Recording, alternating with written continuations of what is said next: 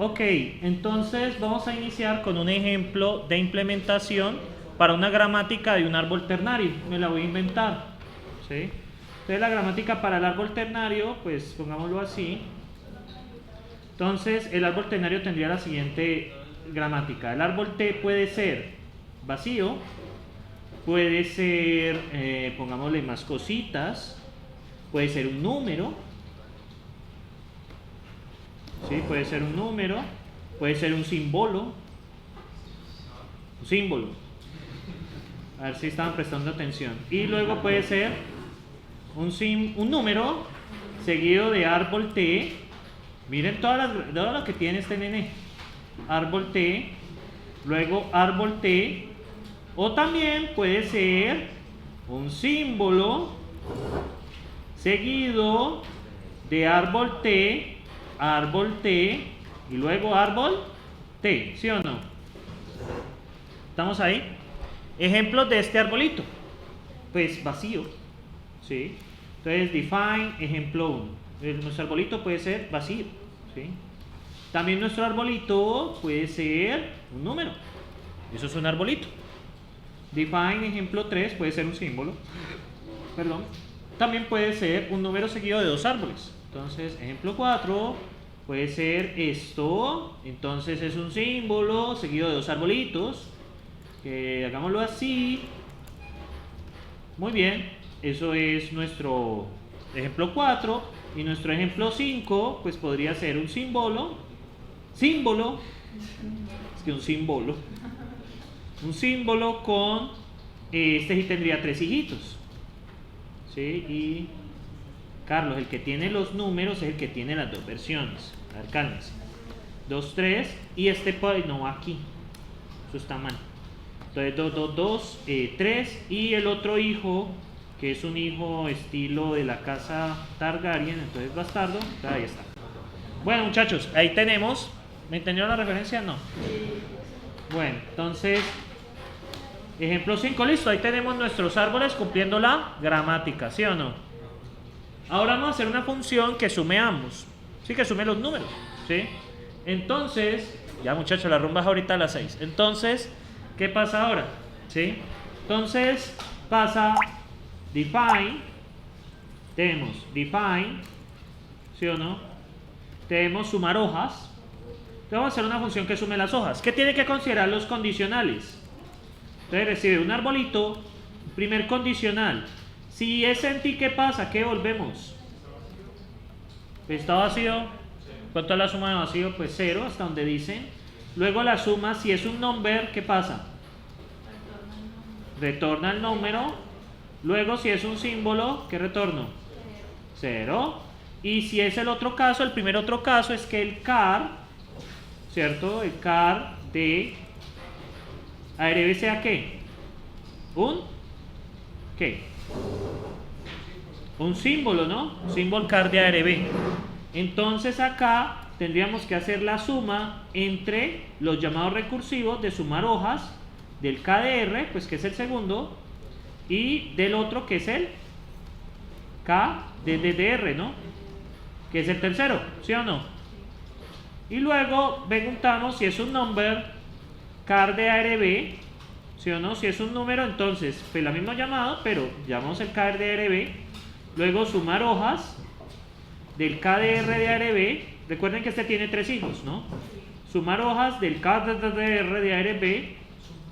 Y luego sumar hojas del KDDR de ARB, que es el cuarto. Y en else lanzamos un mensaje de error, que es una estructura no válida, ¿sí o no? De acuerdo a la gramática. Estoy yendo un poco más rápido porque esto es como un recorderis de la clase pasada, porque pues no quedó video.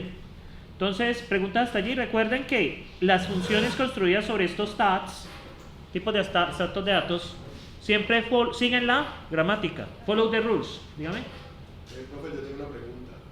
Cuando en el condicional detecta el primer número, ahí no haría el break, no tomaría nunca la última condición en el que hay un número. Si no, sí lo tomaría, porque es que lo que pasa es que yo estoy preguntando acá, es que si ya llega en forma de lista. Si es symbol, el car, o sea, ya sí es una lista. Profe, es al revés. La gramática del símbolo es con los tres llamados recursivos. sí. Ah, bueno, eso se cambia. Eso se cambia acá en symbol por number y acá symbol. No, acá recuerda que como cuando ya está compuesto lo hacemos como una lista. Por eso pregunto por el car. En caso que sea una lista, no va a ser un símbolo. Lo va a tomar es como una lista. No sé si allí lo ves un poco mejor.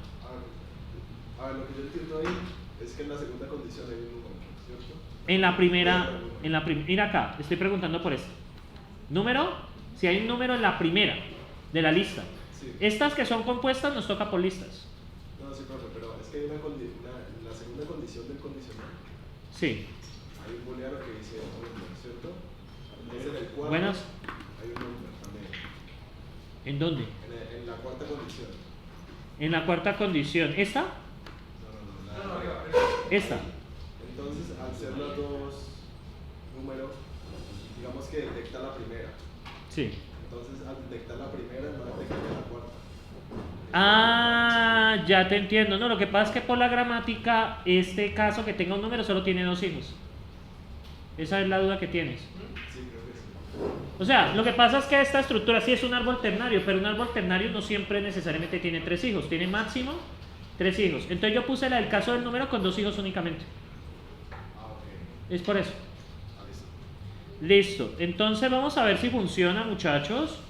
Vamos a hacerle display. Vamos a ver, sumar hojas de ejemplo 1. ¿Cuánto debe dar con el ejemplo 1?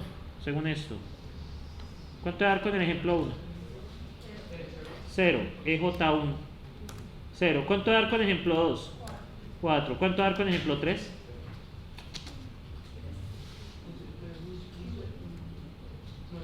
0. No me jodas. Ah, sí, SX. Con ejemplo 4, ¿cuánto debe dar? 12 más 3. Buenas tardes. Buenas tardes. 4 más 3, aquí faltó algo. Porque si el primero es un número, pero yo miro una cosa. ¿Por qué? ¿Sabes? Buenas tardes. Porque, no, por ejemplo, el car de A de B debe ser en la del número. Ah, claro. Sí. Y hubiera un error en la otra, de hecho, claro. Sí, porque ahí no estamos sumando el valor. Entonces, si ya da 15. Miren, 15. Y finalmente tenemos, muchachos, ejemplo 5. ¿Cuánto da con ejemplo 5? ¿Cuánto da?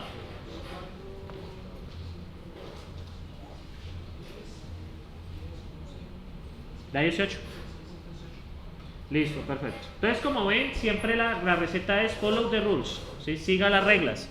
Esa es la filosofía del tercer taller. No me he olvidado que les debo el primero y el segundo, ¿sí? No me he olvidado de ellos, ¿sí? No se preocupen, yo no me he olvidado de ellos, ¿sí? Entonces, muchachos, no se preocupen que prontamente llegará un correo con el taller número 1, ¿sí? Porque eso tiene que suceder. Entonces, muchachos, ¿qué pasa? Recuerden que una vez que ustedes definen la gramática del tipo de dato, toda función realizada sobre ese tipo de dato tiene que seguir las reglas. Ahora, podemos hacer una verificación adicional en caso de un mal ejemplo. Por ejemplo, este es un mal ejemplo.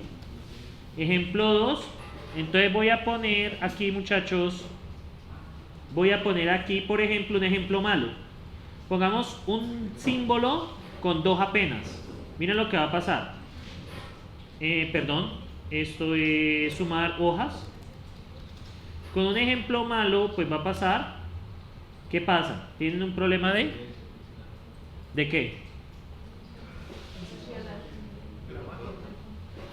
Violación del contrato. Entonces, pues uno podría colocar un operador de cortocircuito aquí. Como la del number tiene 3 elementos, entonces uno coloca un AND. Si el len de lista es igual a ¿cuánto? En este caso, el len de ARB, ¿cuánto debería de ser? ¿Cuántos elementos debe tener en caso de que sea este del number? Debe tener 3. El número y los otros 2 hijos. ¿Qué sucede? Si esto ya no se verifica. ¿Se acuerdan cuando le hablé del operador de cortocircuito? Son preguntas de certificaciones, muchachos. Eso da plata saberlo, ¿sí? Profe, ¿usted por qué no le ha sacado plata de eso? Porque soy terco. Entonces, ¿qué pasa? Ya cuando sucede esto, aquí debería ser 4, ¿no? Entonces, ¿qué sucede? este H.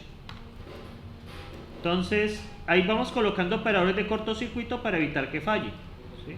Recuerden que cuando el AND, uno de ellos es falso, ¿es necesario verificar el segundo? No. ¿Sí? Por eso se llama operador de cortocircuito. ¿Sí?